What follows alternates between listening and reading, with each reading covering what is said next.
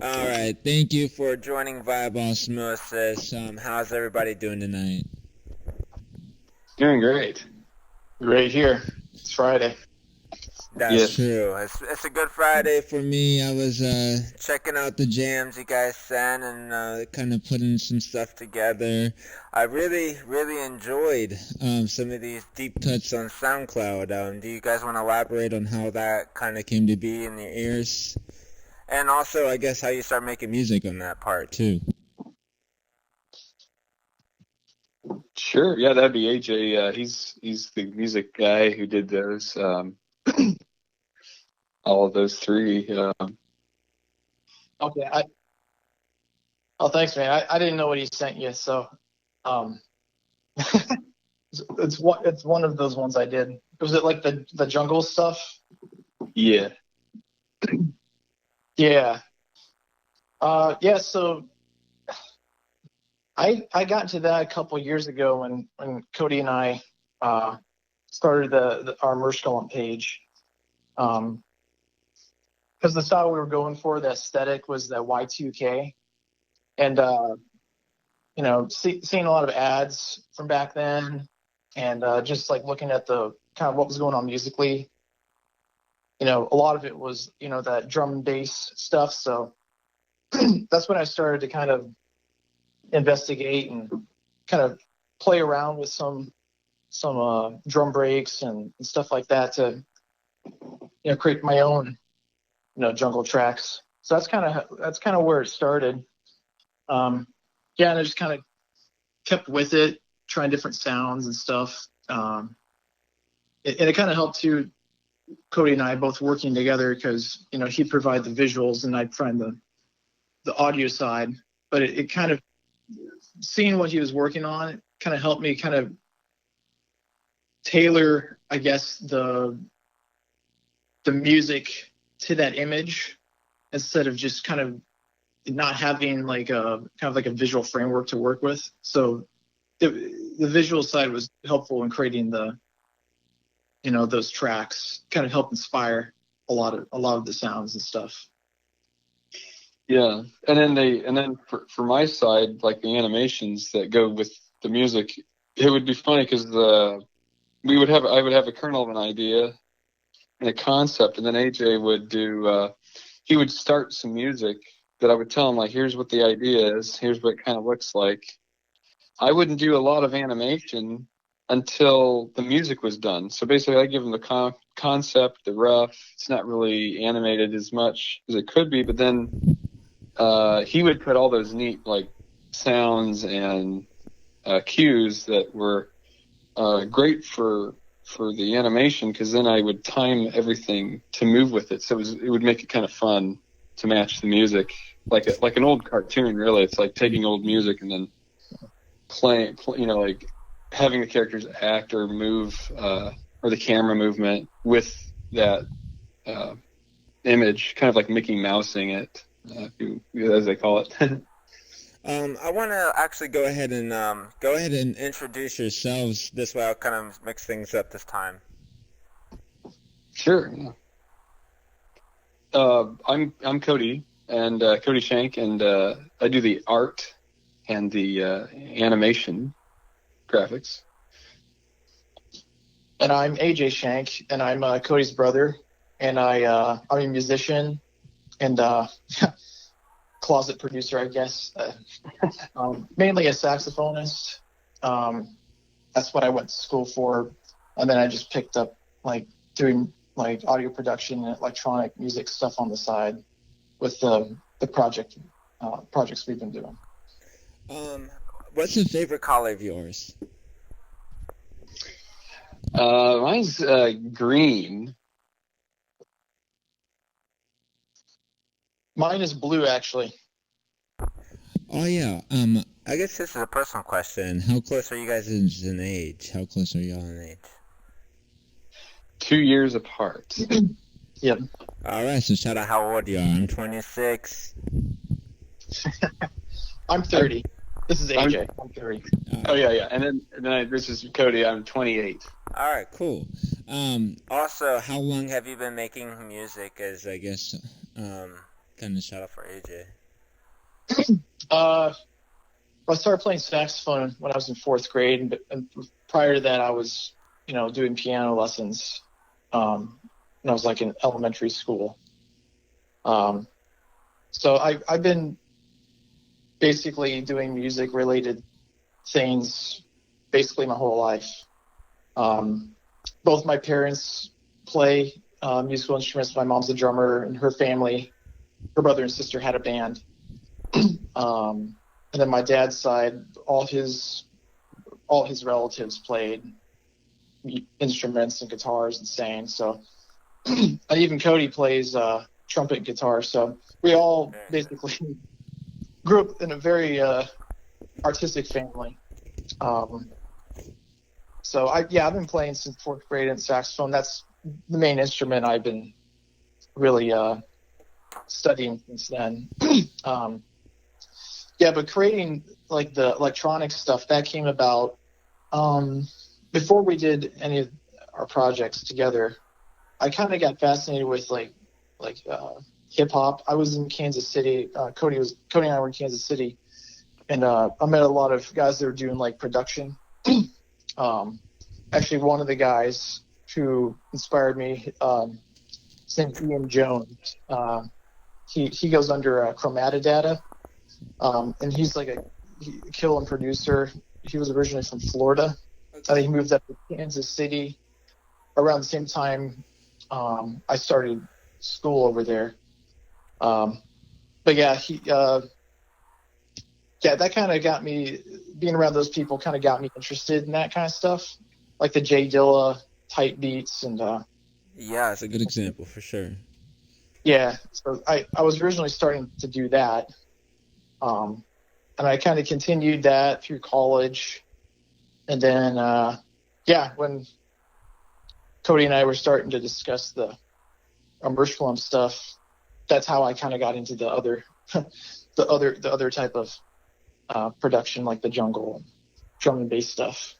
So all in all, I guess like a couple of years on that for the jungle, and then before that, it was just kind of like some hip hop stuff.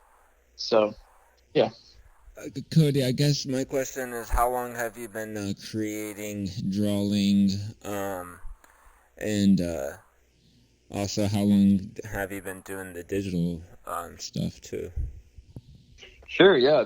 That ever since I saw, I really got serious about it when I went to see caricature artists at the Cedar Point. This is where kind of started the drawing, and I was pretty young, so like as a kid, and that's when I saw them drawing people look more like themselves than they really did. I was excited because I thought, man, that'd be fun, like to make a character look more like the person than they actually do sometimes. So it's like that kind of made my trajectory towards caricature and drawing faces, and that kind of brought me to, I guess, like AJ was mentioning, there's a lot of music in the family. I loved cartoons like Popeye the Sailor Man and some of those old ones. I remember growing up, like getting like the little knockoff DVDs that have like a bunch of little cartoons on them,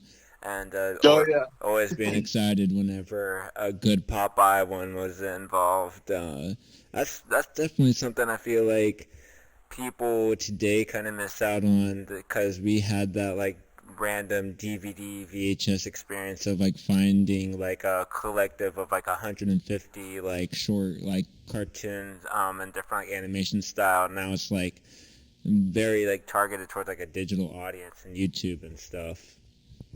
Yeah, that's true. Yeah, I mean, yeah, it's funny you mentioned that. We still have those. There's like 150 cartoons, like VHS things we get at like some thrift thing. Even long time ago that was even a thing. Yeah, I know. It's dying age or dying breed now. It's collector's items. Yeah, exactly. I guess a good question from my end is, how did the whole Blue Egg experience get involved? Oh yeah.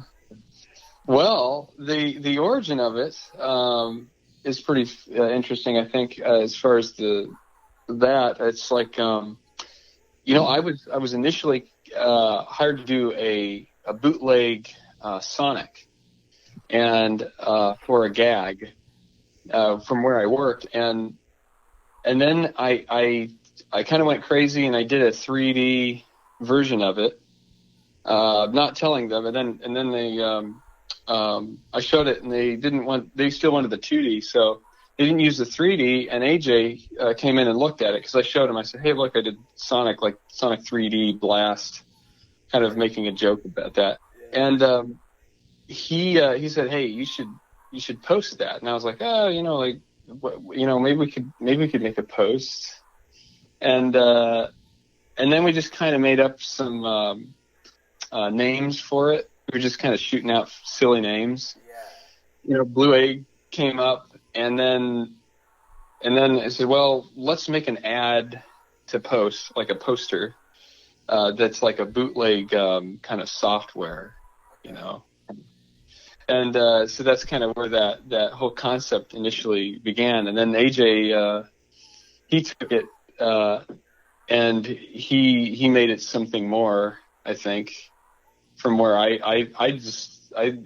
he kind of made it turn into something else for him to use, and I think it's pretty cool. I mean, like AJ, you can add to that. I'm not. Yeah, I mean, I kind of started it because I was kind of wanting to do something with the character because I always felt like there was something, something kind of funny about it. The whole idea of a blue egg that's kind of like Sonic. So I was initially gonna make it into like these picture collage things like Cody and I could work on something like we could do relatively quick turnaround on a post, and then I would just do like some musical accompaniment to the image, just kind of like telling like a story. Yeah, which is some really great audio clippings, and all of the little bits the very few bits that we get. I'm a fan. Oh, thanks. Yeah. So yeah, it initially started like that, but then I'm trying to think at what point there was a huge shift in the direction of where we were taking it. Then it started turning into some blockbuster thing. Yeah, that's a good way of putting it. I feel like the placement of Blue Egg could also be anywhere, and it feels like whenever you brought up like the Matrix one, I was like, it feels like something that you could see like in a virtual reality world that's like taking you on like your own little trippy experience in a way too, because of the whole like Sonic thing, I guess, being like associated in that like video game-esque world where I don't know, you're kind of like lost in the rings. Yeah. I wondered personally, are you guys fans of weed or like smoking and stuff? No, that allowed? Yeah, I've never smoked anything. Well, credit to you. I say that, I guess. Well, that's really rad, because I wonder, because like I feel like getting stoned and looking at some Blue Egg videos just goes hand in hand. Somebody had half fun. Yeah. Did you guys have a favorite project of yours? Like, I know you guys have worked together. A favorite project, like what we've done, or like. Yeah, well, I was just talking to AJ actually about like kind of what we've done for the Amershkalump page, and I was thinking, there was a contest that we got to do together, and it was the mermaid contest from Tom Bancroft's, and that pushed me to make something condensed in like, I think it was a minute, which was the limit. And we got to make like, I got to storyboard it, and and AJ did the MIDI music behind it, and what I think was really fun about that, and also I think it's the reason why I think it's like the best work that we did together is because storytelling, music is like kind of story driven, and it's a mixture of 3D and 2D, and that was tough to figure out. 'Cause, that can be kind of a weird mixture to try to work on, but I never done that before, so it was kind of a fun experience for both of us, I think, because we just kind of put all of our kind of the practice almost from all the previous posts into it. So that's like one of the things I think was cool, and that we ended up getting a first place, which was that was exciting. Without a doubt. I want to bring up astrological signs. You guys follow? No. Oh, what's your astro signs? You know? I think someone told me before. I can't remember what it is. I was born in May, so whatever that is. May's in murky water, I tell you, because they have the cusp of the two. So, kind of, are you early or? Early. Early, yeah. Early May. Continue. I wanna find out more about these astrological.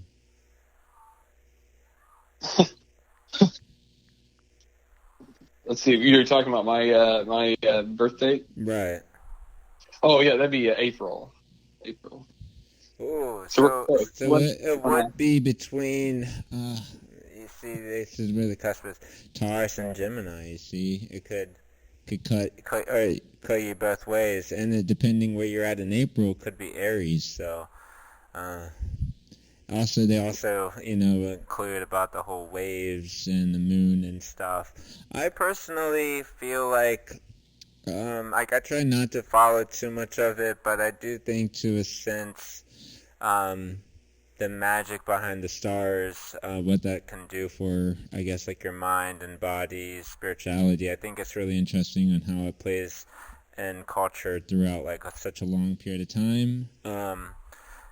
Bringing up stuff about culture, your music selections, they're very different, kind of targeted towards like this electronic feel.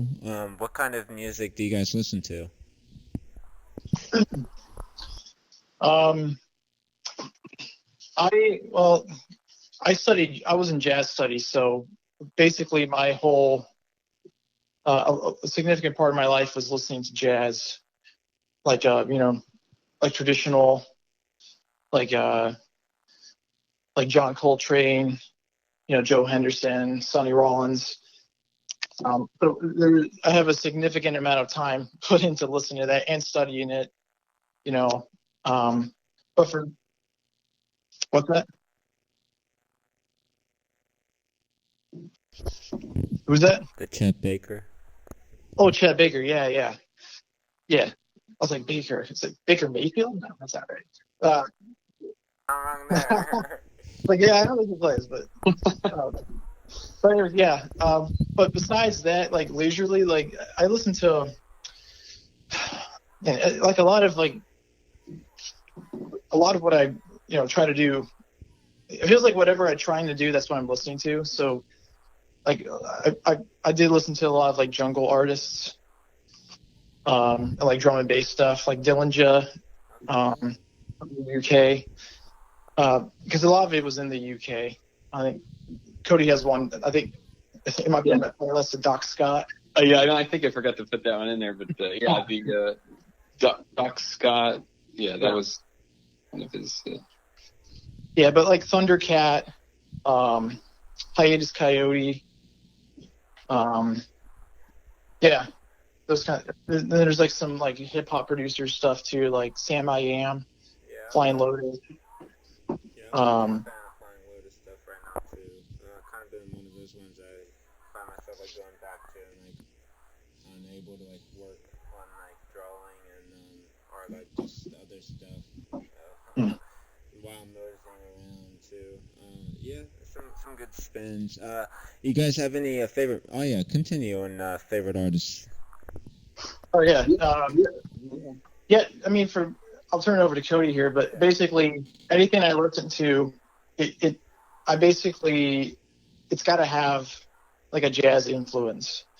I guess I'm kind of like, oh, Pat Metheny. What am I saying? Oh, I can't forget Pat Metheny. you missed Pat that guy. It's over. No, Jack. Yeah. Well, Pat Metheny, I guess maybe it could be like a jazz musician thing, but I kind of share his sentiment when it comes to like listening to music. He had a master class where he talked about what he listens for in music or what he enjoys, and he basically said anything with like the jazz or the bebop language. Otherwise, he kind of gets bored of it.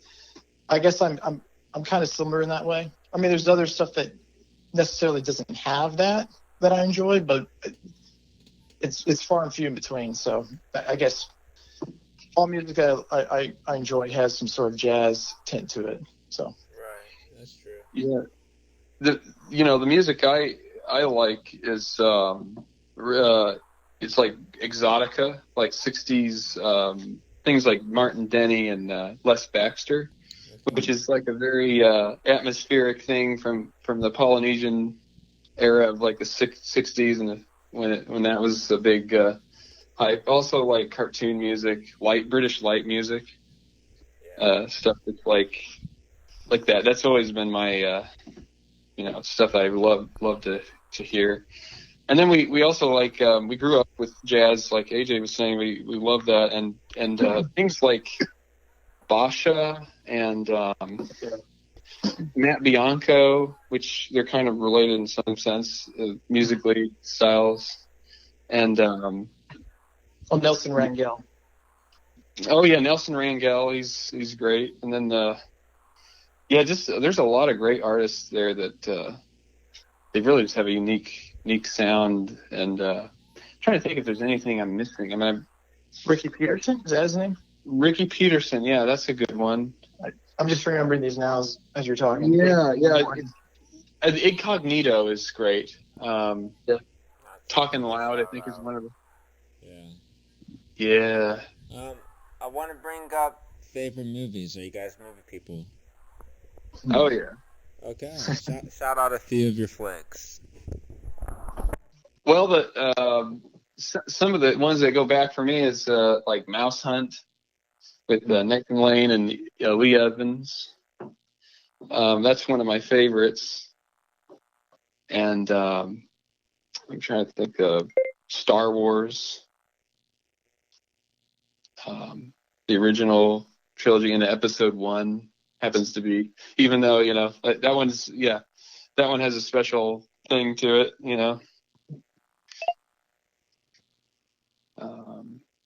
How about you, AJ? What do you got? I was gonna say The Matrix. Oh yeah. Did you like the last Matrix? Oh, I mean, it was fun. I mean, it wasn't like a masterpiece or anything like that, but I mean, we enjoyed it. I saw it when it first came out in theaters on like an IMAX, and then we got together and we saw it with our family later on, like a week later or so. I can't believe how they turned that whole ball on us and then also make it like, well, the Matrix does exist in so many ways. I thought that it was really one of those ones where I'm like, millennials. But continue. What other movies are you a fan of? Well, one that is more of like a recent favorite. We initially it was on like one of the Antenna TV. Well, it's not Antenna, but I guess it is Antenna TV channels. But Delta Force 2. Oh yeah. Which is a Chuck Norris, like I think it's early 90s, might be right on 1990. It's like the sequel to Delta Force, obviously because it's Delta Force 2, but the action in that movie just the whole movie in general. It's the perfect storm of like balls to the wall action and just complete goofiness. I don't know if you've ever seen that one, but I'd highly recommend. I will definitely give this one a go. I'm a fan of the truck. I grew up liking his Walker Texas Ranger. Oh, yeah. Yeah, always a hit for me growing up after school watching some Texas. Any other ones you want to shout out? Trying to think. I mean, there's so many. These questions are always difficult because I'm always feeling something different, you know. Yeah, but there are like the staples. Like Cody already mentioned Star Wars. I mean, that's a big one. Yeah. Geez, let's see. I really like Toy Story. Oh, like the original. I mean, like just because the early animation was so crude, but it was so raw. yeah. Like the expressions and the timing of everything, and just the dialogue in that movie is just so funny to me. Yeah, they were really good at writing those even the humor, like we're talking. It's like, they got great voice actors for those, and the humor at that time they were pushing it with like some, like Don Rickles. You have everybody that's like so funny. But even with the animation and the writers, I mean, it all just like was a good match for that era, I think, for Pixar. I without a doubt agree. That was one of those ones whenever you seen, you were immediately astonished, and it like kind of took away the like aesthetic of Hercules and like Mulan, and like it set a new bar for sure. I remember it, like kind of anticipating other kind of things to be like a little bit more detailed in 3D. I guess another movie I want to bring up is like one that I like always push on people. If you ever heard of it, is Death Race 2000. It's one of an early Stallone classics. But like he's young in it, and it's like a really early weird movie. It has like such a like noir kind of like western vibe, like as if like there's like Mad Maxy, but also it's like has like modern like art kind of style in it, because like all the people that are like this, I'll kind of give you an idea. It's like these futuristic warriors are having to like drive these cars, and it's like for an actual like death race. And but I love like growing up, I love the idea. It's like, oh, you hit a person and you got 2,000 points, and like they were like celebrated. So it's like, like the most naughtiest thing that you shouldn't do while you drive, and they got to do it, and they looked like badass. Yeah. There's some aesthetics about like those earlier 80s, 90s movies that like would just never get the chance today. Right. And a lot of, I feel like the characters that are like, are still kind of kicking it today in their 70s, 80s, like they get the credit about kind of saying some stuff in film that's just like I feel like now like kind of so censored, or even like at that time was probably like, oh my goodness, that's what made it like so raw and real and cool. Yeah. I don't know, there's some things about I feel like certain art pieces where you kind of feel like, all right, this is like up my alley, and it's like touching on like I feel like the kind of things like I've been looking for lately.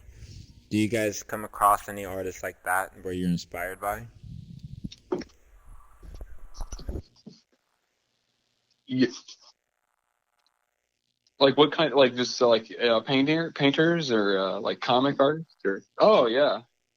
I think one of them. I'd say like, well, I guess in art, I've always been inspired by Mad Magazine, and the illustration, like how they present the illustrations and things of the characters, have always been, that's like, something that's always been, kind kind of embedded in my mind by looking at them with the cool, like the illustrations, like the painting of the handling of the paints, and even like the artists within it, like Mort Drucker, he's a comic artist, and he would do parodies of movies in that magazine specifically, and just the way he handles everything is really cool. Like the hatching and his drawing skills, they're just like, it just has a look to it. It's fun and everything.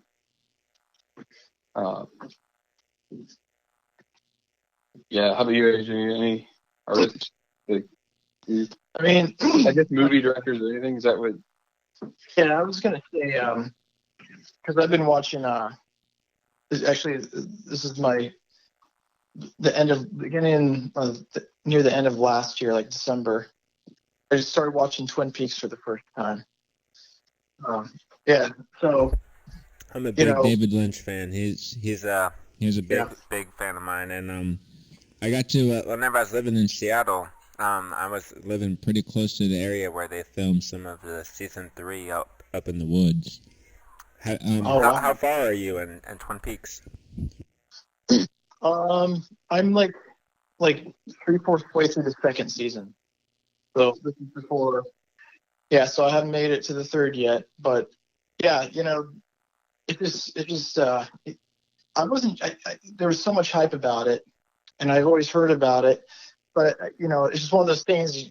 It's like I just need to see it. So we went to this this video game store. They also sell like media, like movies and TV shows. So they had a copy of Twin Peaks there, the original series. So I picked it up. Yeah, so yeah, it's great. And I mean, I was already aware of Lynch, before Twin Peaks, but the one thing I really, I guess, I appreciate about him is that his strong message on staying true to your vision. Don't sacrifice your your vision for money or for product placements or for pressure from studios or anything like that. And I feel like that's a lot of people kind of in Hollywood and film, they're kind of shooting for the stars and not paying attention to what they're doing or what they're compromising themselves just to make a buck, to make it big. So yeah. I appreciate his stance on that, and yeah.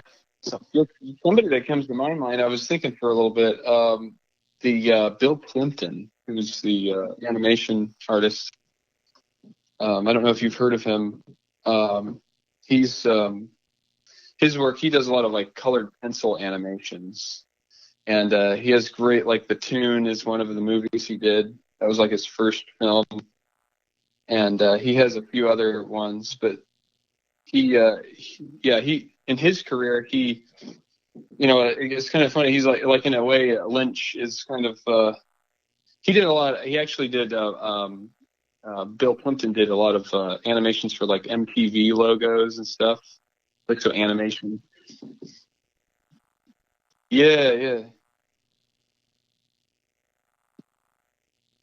Yeah, I think so. Yeah, he has a few other ones I haven't seen yet, but we just watched The Toon together, AJ and I, recently on the high res version that they put out on line for the first time for us to see that. It's really cool. It's like really, you can see the cells and everything that he did that on. It's like really kind of weird looking. Have you guys ever given like Laserdisc a go? Have you heard? No. Laserdisc? No, we never had one. My uncle, he has like a little movie theater in his basement, and like he only uses like Laserdisc for like the very particular movies. And I remember like one of the first times I seen like the Texas Chainsaw Massacre, and like he got it, I think, morely because the soundtrack gives you like the soundtrack to like high definition, in like a very like particular way. I don't know, just kind of something I wanted to bring up. I wonder if you guys ever give that one a go. Did you guys have any fears growing up, like as a child? You want to go ahead?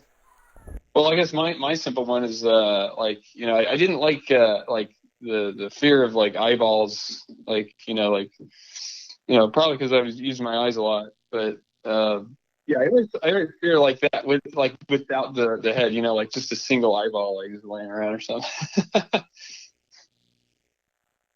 Yeah, for me, I don't know if that's a fear, but that's more kind of like yeah, for me it was I can't say it.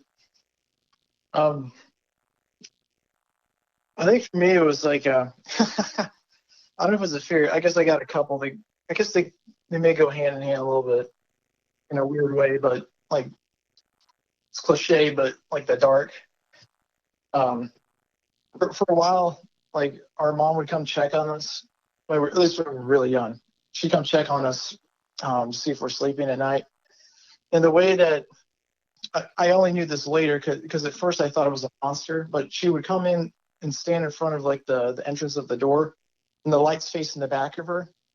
So there's like the silhouette of this person, and as a kid, your mind kind of goes crazy with things. So when I saw that, I thought it was like somebody else or something like that. So that kind of spooked me for a while, and then I realized like what was really going on. But another thing that this is kind of more unique, something that kind of spooked me as a kid, was I don't know if you've ever heard of this game, but the game called Riven. Yeah, when I was a kid watching like my dad play that, and he wouldn't really. We were still kind of young to be playing it, but the images in the soundtrack for that game as a kid, like, I mean, it was kind of disturbing. I'm not gonna lie, like it gave me nightmares for a while. Like it was crazy. Like I'd have these vivid like variations of like the game, like things that didn't happen in the game but were kind of like more disturbing, I guess. Like not like a gory way or anything, but just like it felt like you were actually there. And I don't know. Yeah, that was something that kind of got to me for for a little bit. Another one was Charlie McCarthy dolls. I owned one. AJ and I got one.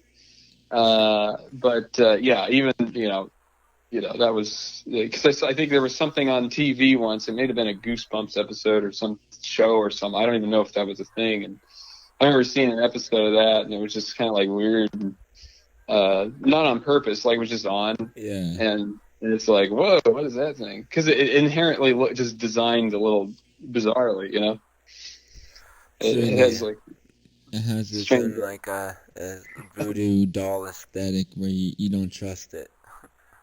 Yeah. And now you're keeping it to harvest it and make sure that it's not spreading its evil. Yeah, he's gone. Have you guys ever tried to do like the Ouija board thing? No. Would you ever try to communicate with spirits? No. No. Or even if you lost somebody close to you, you wouldn't try and give it a shot? Just wondering. No. No. What do you guys think about the whole supernatural? What happens when you die? Like, what's your perspective on that?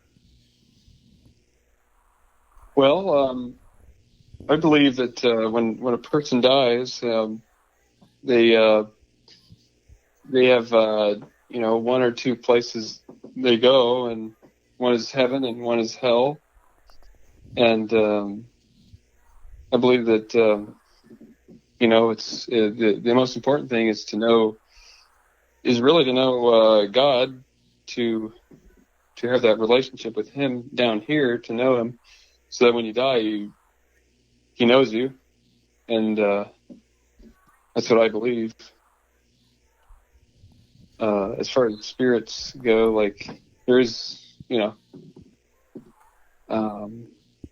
don't know if AJ, you have anything to add on that, or? I grew up Christian as well, and I kind of have always wondered and debated.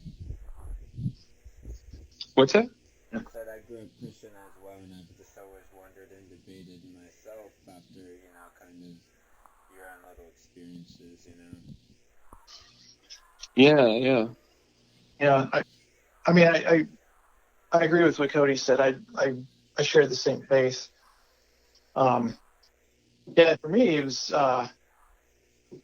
even just like over the pandemic, like I kind of became, like what's the word? Like, actually, we both. Actually, it's interesting. Like AJ, I don't mean to interrupt. No, you're fine. My brain's not working. No, yeah, my brain. Yeah, that's all right. Never does. But yeah, we. During the pandemic, I think we got closer to like reading the Bible, and I think that was something that was interesting that happened, and we were just asking some questions about it, like what, like discernment and everything, because I think a lot of the things that happened during the lockdown and everything was just like, there's everything from, death and everything, everything is, happening. And it, I wasn't really scared about like that specifically, but I think it was like, it's we ended up kind of like learning some more in the Word of God to see like what do we believe and why and how does that apply to our lives? What should we be doing, or like changing your ways, or in that kind of direction. I think was kind of what we started to get into, to learn like what does it actually say, and that brought us closer to those things. I just want to bring up one other question. Like, if you I guess follow the Bible and stuff, you heard about purgatory. How long do you think that you stay in purgatory?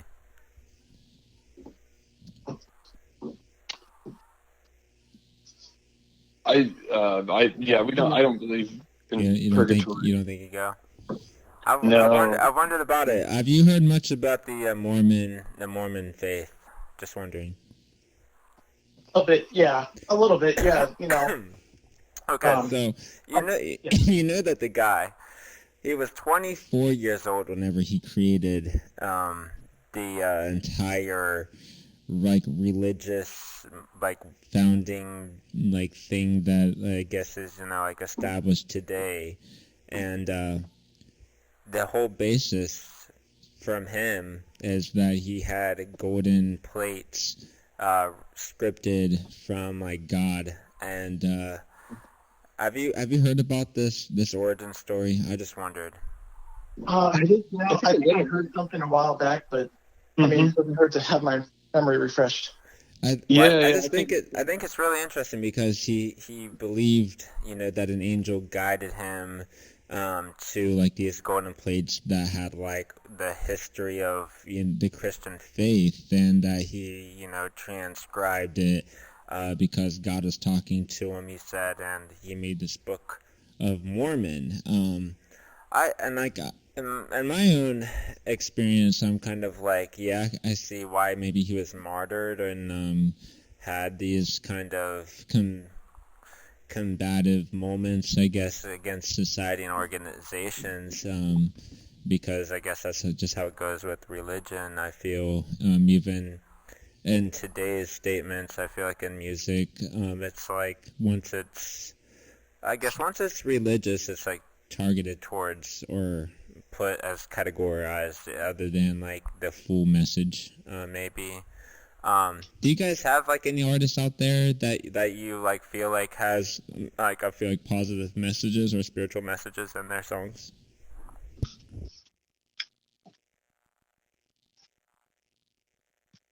You got any friend of mine? Like, yeah, well, I guess like musically. There's a couple, like, I mean, I listened to some Christian music growing up, but not a whole lot. But there was one band in particular, and I checked them out. Just for, I mean, even if you aren't interested in the message, but the music itself is great. Salvador is the band. Yeah, really, really great band. It's like a bit of a Spanish twang. Okay. To the music, but kind of like blended with like rock. But it's really tasteful stuff. So growing up, I really enjoyed that. And of course they're Christians, so their lyrics reflect what message they're trying to reflect onto the song. But yeah, I enjoyed them. I feel like hold on. In this realm of music, I feel like there's a lot of good bands that have came up out of being considered just Christian rock bands. For sure. Like I would just mention like 3 Days Grace. I feel like is one of those ones. Casting Crowns, obviously made a big name out of themselves, especially with their music. I just want to bring up in the fact, like, in today's world, if somebody that was in their 20s came up and said, I had these gold plates, they told me everything that like God had to show me, and like this is the way now. Do you feel like it would be as accepted or as established as like making the Mormon faith as accepted as it is today? Some curveball questions on my end. Yeah. You got anything or? Wait, now what's the scenario is say that one more time. I gotta. In today's world, where a mid-20s person would say that they've had the word from God written to them, how that would be accepted and established into like a new faith today. Oh, so you're asking how would the world react to that? I would say the world wouldn't react that much to that particular event. I mean, like, if it, I don't know. That's, in my opinion, I don't think it's, I don't think it would be, there's so much noise right now, I think, in the world of, like, even in that area. I don't know if anybody would like pay attention to it. Yeah, like how you find I don't know. That's more me, like thinking about like there's so much like back then. It was you would it would still be kind of hard to get around if it once you have it. I was going to mention that there's even within Christianity there's certain sects that they claim to have received visions from God or this and that. So I think there's going to be some people that grasp onto that and, take it as gospel. And then others that will basically say, oh, no, that's not true. But in terms of like a whole new religion, if that was to come about, I mean, like I think Cody said it. I think there's so much noise in the world. Like, even as amazing as that would be if someone said that, frankly, I'm not sure.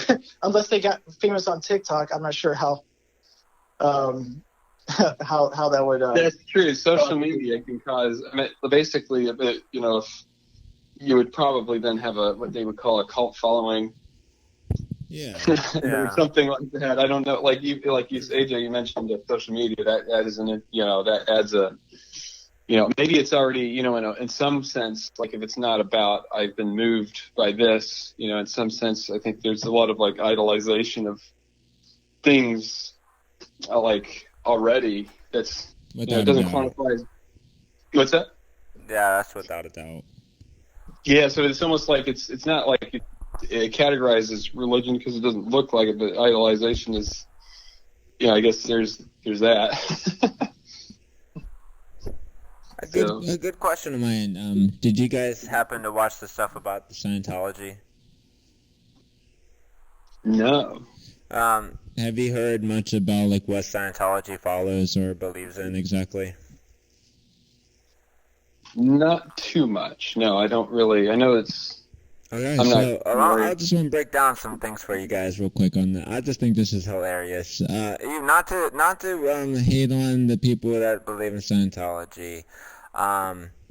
They truly believe that once upon a time that a god, that's an alien god, is basically going to help them as spiritual aliens in another planet whenever they die, because they'll die and end up in another planet, because their person that is actually like a human is going to be, that's already dead, is going to be resurrected and help them get into this intergalactic universe whenever the time comes, and that like their souls were dropped from aliens into a volcano, and that their spirits were released, and that's what we have in humans, and you have to tap into your thetan level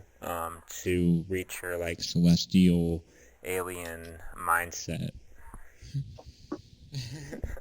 Have you ever heard anything like this? Not quite that level of detail. It's funny, whenever I think of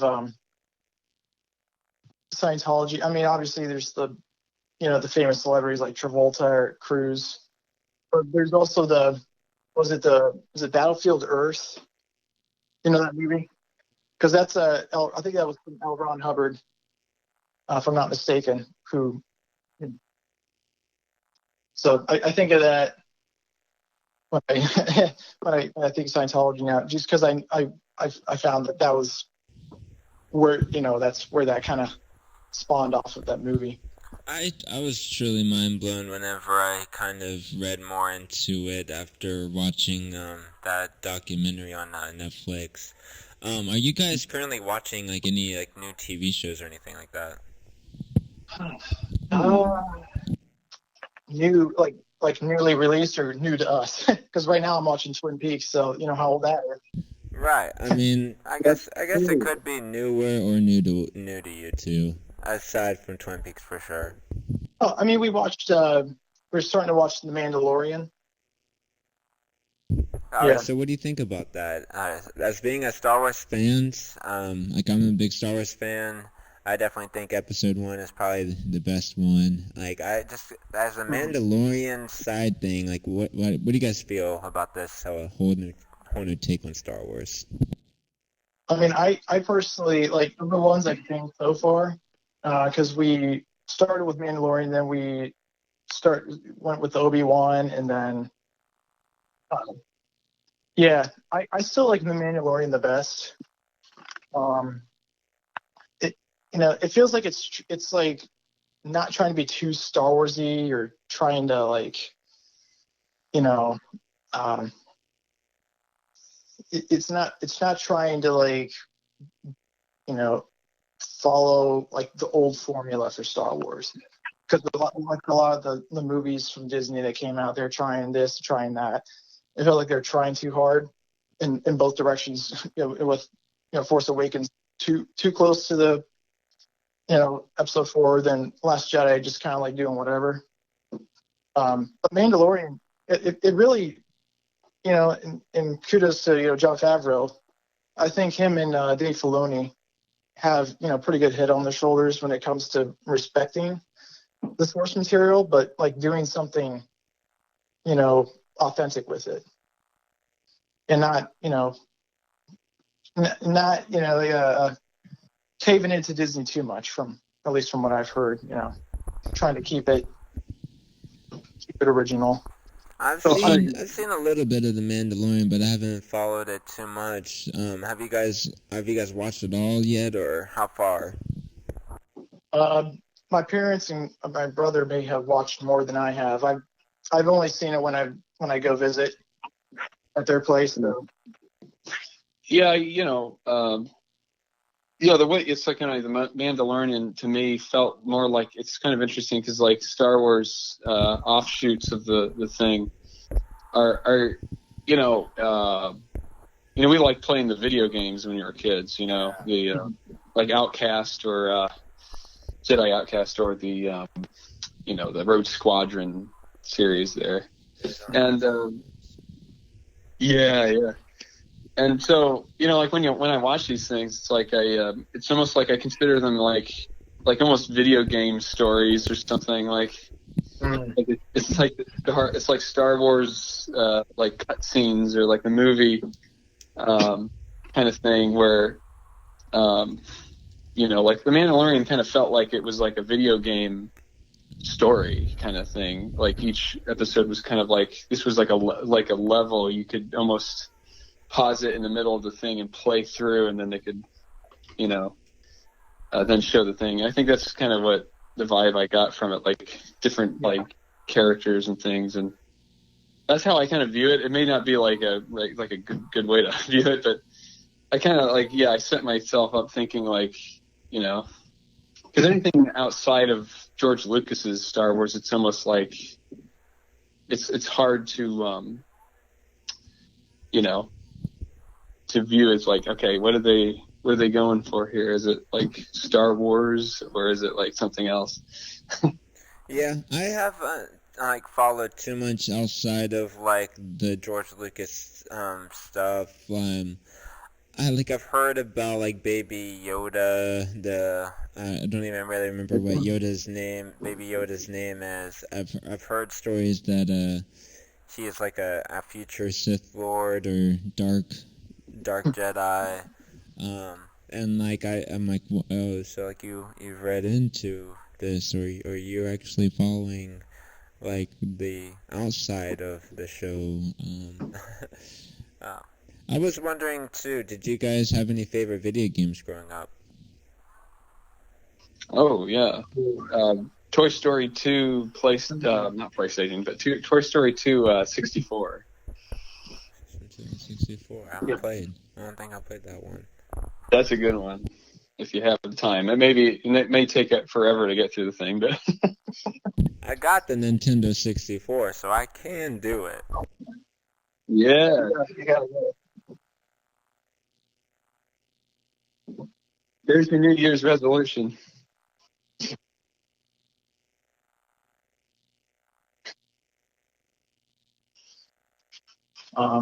Same with the Pixar theme, Bug's Life video game. Mm.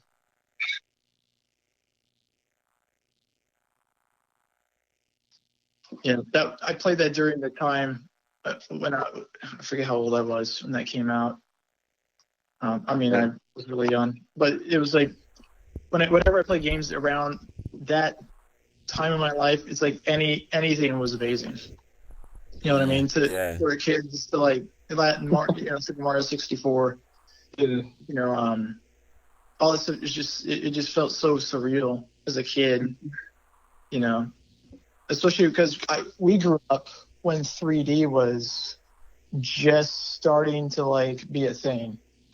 Like our dad built a PC and it's like, he had the Voodoo FX 3D graphics card. It was like this brand new thing. It's like, oh boy, and this was like after Doom and DOS and all that, but that 3D hardware accelerated tech was just a thing. So growing up as a kid, kind of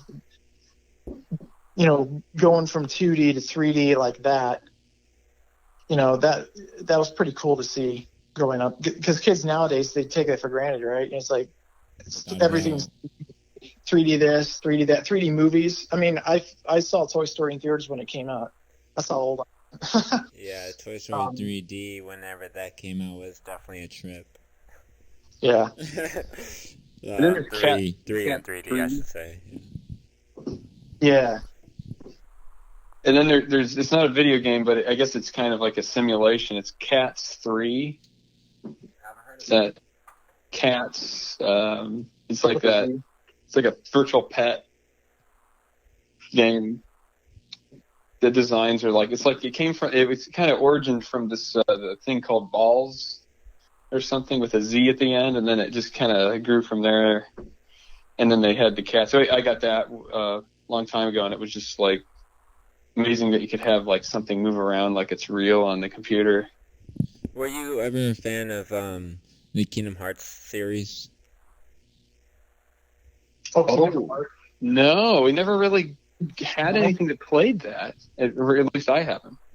No, like when I grew up, or when we were growing up, we had we never got a PlayStation 2, and that was what that was on. Yeah. I had a GameCube, but it wasn't for GameCube, right? So, yeah, we missed a lot of like the PlayStation 2 era games.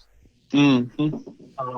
But yeah, the GameCube games is its own vibe. I totally had GameCube, and I totally missed the games that they had on it because I remember some of them were GameCube only as well. But some really great games. You guys still keep your GameCube? Oh yeah. Oh, that's what's up. Yep, I have mine. Naruto games on that was fun. Were you ever fans of anime? Hayao Miyazaki films. Yeah. That's about as anime as we got. Any shout out on the best one for that? Oh, Porco Rosso and Kiki's Delivering Service right there. Yeah. Solid choices. Those. All right. Have you ever tried any LSD? LSD. Yeah, because those Miyazaki films, those are made for tripping. That is definitely to the Vibe Osmosis fans out there. Thank you guys for joining the show tonight, and really thank you for taking the time. Any kind of shout outs you'd like to do before we close up for the night?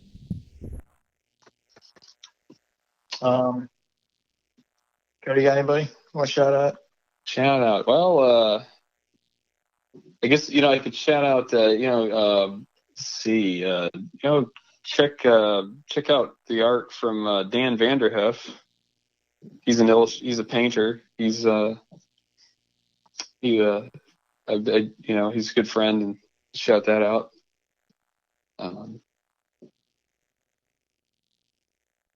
Yeah, check him out. I was gonna say shout out to Dead Handed. He helped us do a lot of those 3D animated shorts for Blue Egg.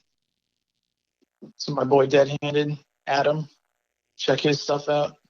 Do you think Adam would be interested in joining Vibe Osmosis? Just wondering. I think so. I think he would be. I think he'd be down for that.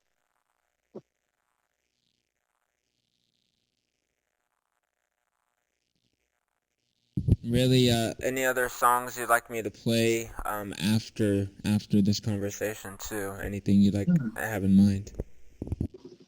Cody? Any songs? Oh, you could. I got to get the names. I can't think of anything. Got one. Well, you got one? No, what's that one? The Doc Scott Unlisted or something. Doc Scott. Is that what you're talking? Yeah, let me look it up real quick. I can't. It's a really good song. It's got a great groove to it. Cool. The ones you guys sent me already, I've played before the interview, so hook me up with some extra links, and I will definitely hook you guys up. And thank you guys, and you guys have a good rest of your night. I'll be keeping a lookout for those links. Cool. Yeah, I'll send it to you right now. Awesome.